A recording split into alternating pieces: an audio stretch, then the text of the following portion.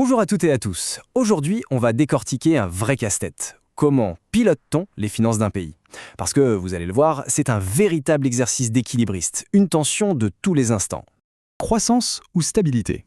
On pourrait se dire, mais pourquoi choisir? Faisons les deux. Eh bien, c'est justement là que tout se complique. C'est la grande question pour tous les gouvernements.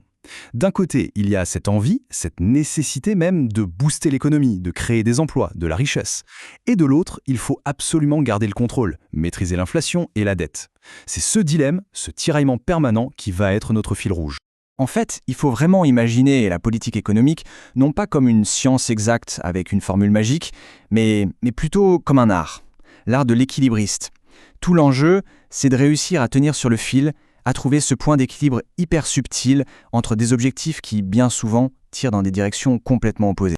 Alors, pour essayer de garder cet équilibre, les pouvoirs publics ont une sorte de boîte à outils pour le court terme. Dedans, il y a deux grands leviers principaux. On va regarder ça de plus près. Le premier de ces leviers, c'est la politique budgétaire. C'est simple, c'est l'outil du gouvernement. C'est lui qui tient les cordons de la bourse.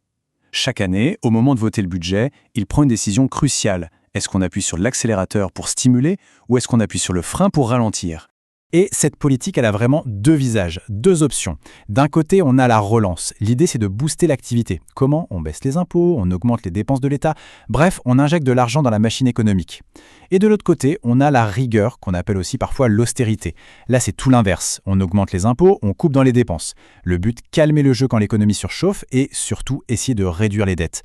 C'est vraiment ça qu'il faut retenir. C'est un choix, un arbitrage constant entre ces deux approches.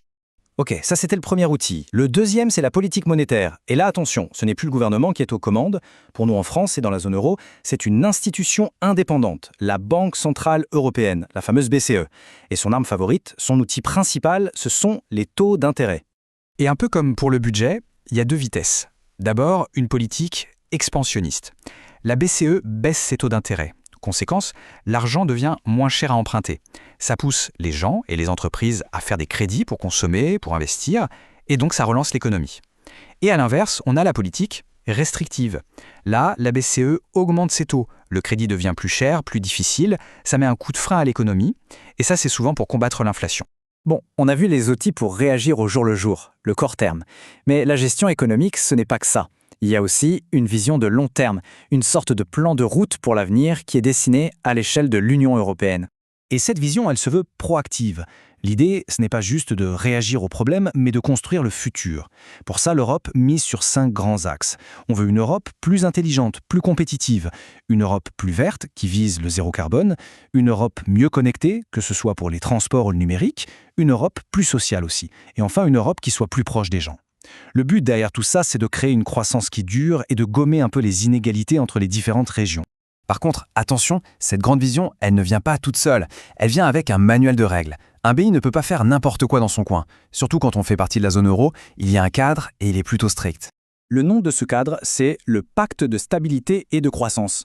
C'est un peu le règlement intérieur de la zone euro.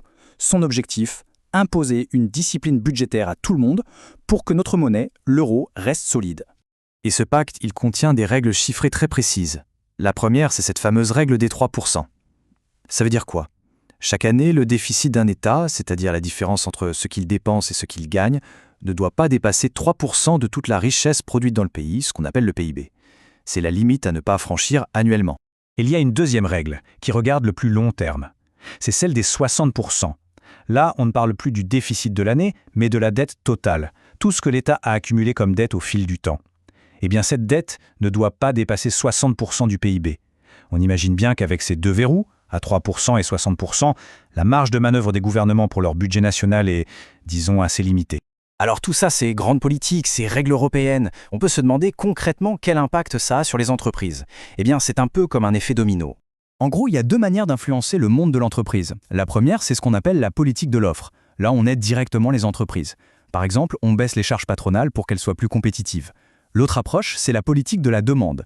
Là, l'aide est indirecte. On cherche à augmenter le pouvoir d'achat des gens, des clients potentiels. Un exemple typique, l'augmentation du SMIC. Le choix entre l'une ou l'autre de ces logiques n'est pas anodin. Il a un impact direct sur la santé des entreprises, bien sûr, mais aussi sur les salaires et le coût de la vie pour tout le monde. Maintenant qu'on a vu tous ces outils, on pourrait croire que les gouvernements sont tout puissants, qu'ils peuvent modeler l'économie comme ils le veulent. Mais la réalité est beaucoup plus complexe. Il y a des forces très puissantes qui viennent limiter leur pouvoir d'action. On peut en identifier 3 principales. D'abord, la mondialisation. Dans une économie ouverte, si un pays augmente trop ses impôts, les entreprises et les capitaux peuvent tout simplement partir ailleurs. C'est l'évasion fiscale. Deuxième limite, la soutenabilité financière. Un État qui s'endette trop finit par inquiéter ceux qui lui prêtent de l'argent, les fameux marchés, et s'il perd de confiance, tout peut s'effondrer. Et enfin, une limite plus interne, mais absolument cruciale, le consentement à l'impôt. Une politique, même si elle semble géniale sur le papier, ne peut pas fonctionner si la population la rejette massivement. On l'a très bien vu en France avec le mouvement des Gilets jaunes par exemple. Et pour voir à quel point le défi est énorme, il suffit de regarder ce graphique. D'un côté, la règle européenne, pas plus de 60% de dette par rapport au PIB. De l'autre, la réalité française, on est à plus de 100%. Cet écart, c'est l'illustration parfaite de la tension dont on parle depuis le début, entre les règles qu'on se fixe et la réalité économique de terrain. Au final, si on devait résumer, tout est là. Le défi ultime, c'est ça, réussir à jongler entre les urgences du quotidien, comme sauver des emplois, et les règles de long terme, comme maîtriser la dette. Et tout ça dans un monde qui est de plus en plus ouvert et interconnecté. Un vrai numéro d'équilibriste, je le disais au début. Et tout cela nous amène à une dernière question, une question fondamentale pour l'avenir. Face à la puissance des marchés financiers, face aux règles européennes, face à la mondialisation, quel est le pouvoir de contrôle qui reste vraiment aux nations? Quelle est leur marge de manœuvre réelle pour décider de leur propre avenir économique? C'est une question qui aujourd'hui reste largement ouverte.